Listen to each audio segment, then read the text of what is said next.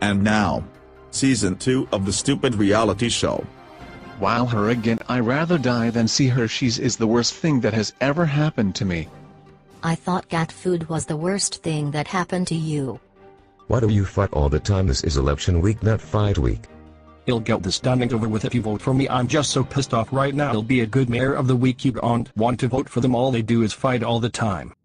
We got 117,790,209 votes for number 5 because all the rest do is fight. This is the worst season premiere ever. Wow, what a gay wad. I heard that. Yeah, now next time you'll win for not fighting. Is the other dude being mayor? I can't see him.